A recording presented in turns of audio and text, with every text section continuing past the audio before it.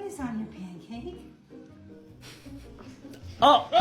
Oh no! The poor kid was just trying to show his daddy his little toes. Poor dad, you hear him scream. Gonna miss it.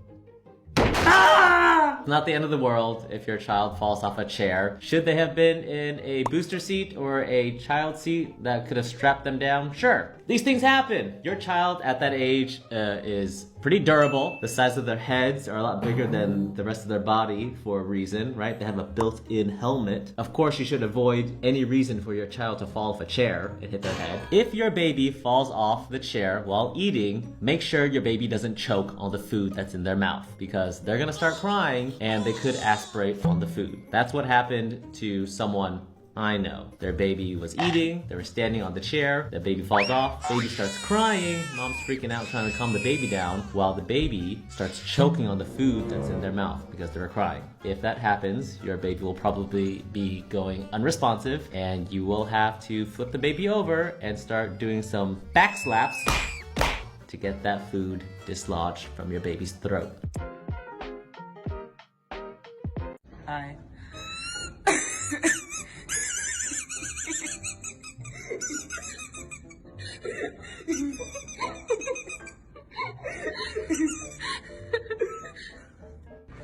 Jonathan, are you okay? Oh my god. He's so happy now.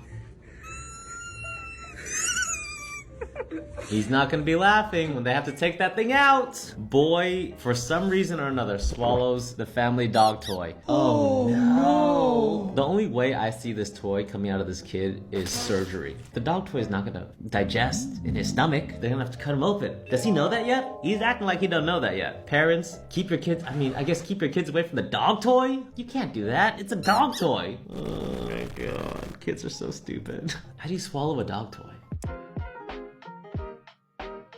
Has anybody ever been a patient in the ER? You? You've been recently? What did you go into the ER for? Kidney stones. Kidney stone.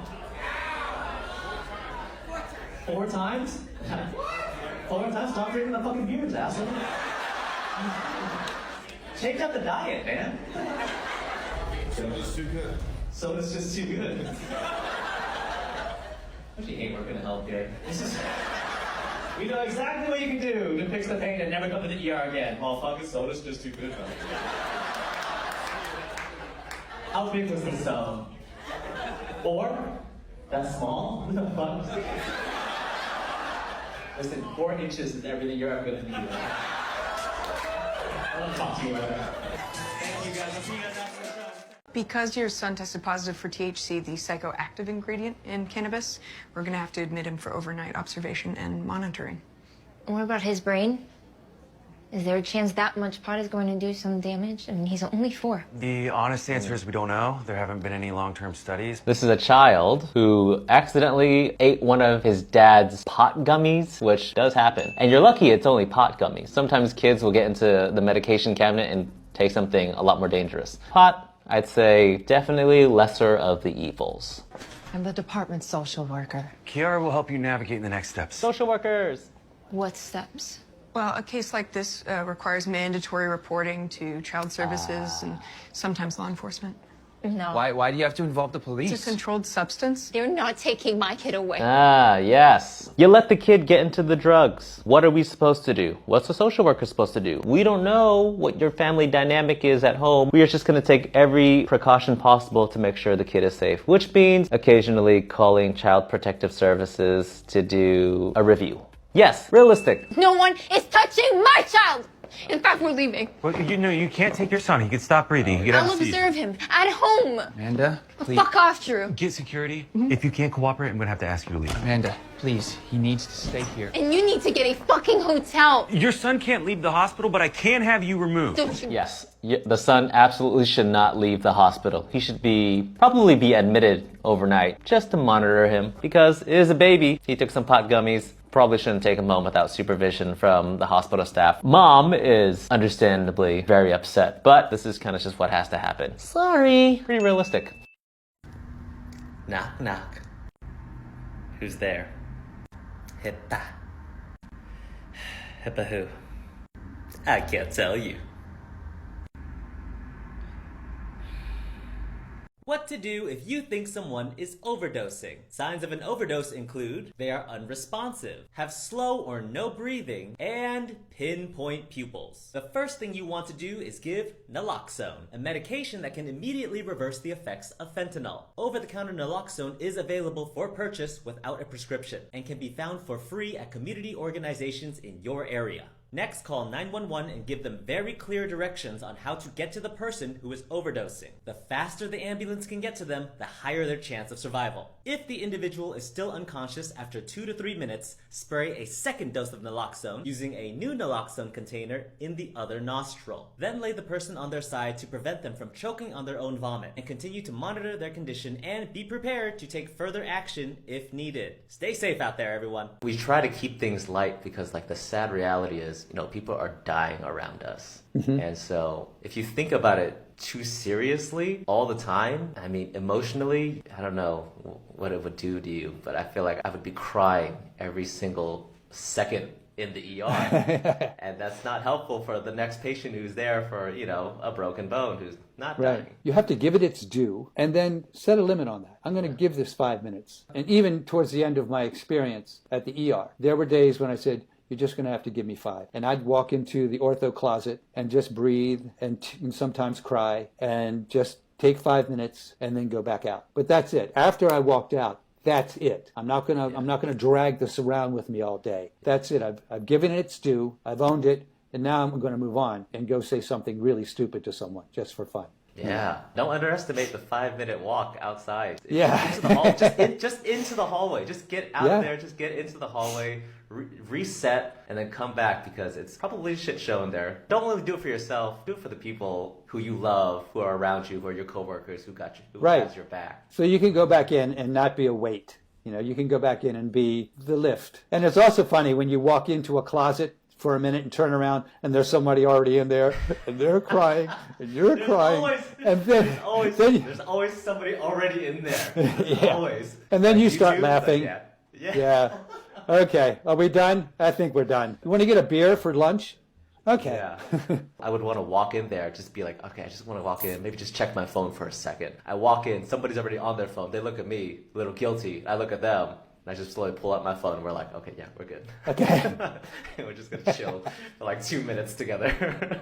Folks, gather around. We here in the ER want to recognize employees who go the extra mile for us, which is why we are introducing the Employee of the Month Award. Ooh, cool. You've definitely got this, Ben. You're the best nurse we got.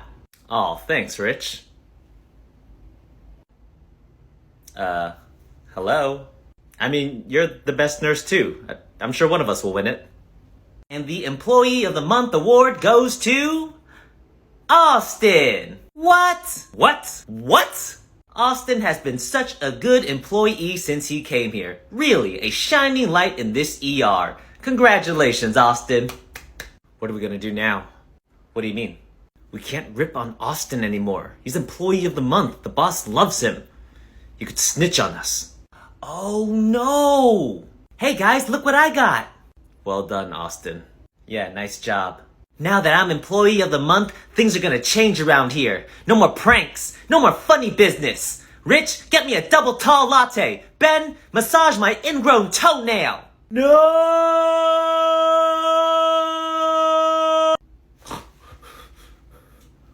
Wow, what a nightmare. Hi, Ben. Ah! I woke up from a coma as a paraplegic with a traumatic brain injury. Is that you? Oh. I assume you put this here so we could laugh. It's a story for people to laugh. Oh, okay. Oh, that's so... Well, congratulations, they're laughing. You guys are f***ed up, okay? Well, that's nice. You put your email on here. Was there a reason for that?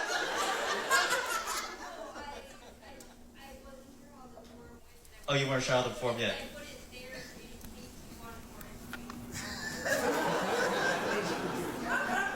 No, I think I'm happy now. I'm happy you came for the stand-up.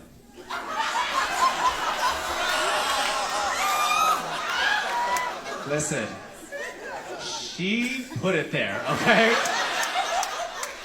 It's not like I found her, like, oh my god, look, let's make fun of that one, okay? It wasn't. Tips from the ER. Intubations. It's what happens when your body says, fuck it, I'm tired of breathing. We have to stick a tube down your throat into your lungs to manually give you some oxygen.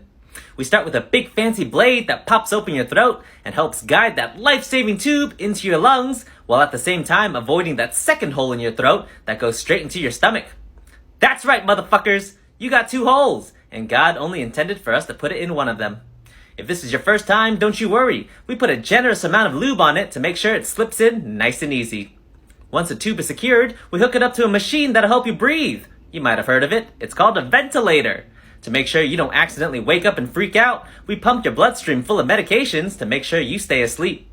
Intubations happen for many reasons. Heart attacks, overdoses, infections. Whatever the case may be, it's usually pretty serious and will earn you a one-way ticket to the ICU. Tips from the ER. Code Brown. I know what some of you sick motherfuckers want this to be about, but you could shit the bed all you want. Code Brown has nothing to do with poop, unless that poop is falling from the sky, because Code Brown means there's a severe weather warning. That's right, motherfuckers. Tornadoes, hurricanes, blizzards, floods, whatever Mother Nature decides to kick our asses with, the hospitals will have one big decision to make. Shelter in place or evacuate. If a hospital is in the direct line of a tornado, you could bet your ass they're gonna evacuate, which won't be easy. We could barely get your senile grandma up to go to the bathroom. How do you think we're gonna convince her to run away from a tornado? If a hospital decides to shelter in place, they're gonna shut down all non-essential services and elective surgeries. So your boob job is just gonna have to wait, AA. As for the ER, we're not shutting down until that tornado hits the doorstep. We're essential. We don't get paid any more than anyone else in the hospital, but when the time comes, we will be sacrificed for the greater good. Code Brown! Tips from the ER. Code Gray. One of the most common hospital codes used in the emergency room. A code gray means there's an abusive or combative person on the loose, and it's not always the patient. Sometimes it's the patient's crazy family members.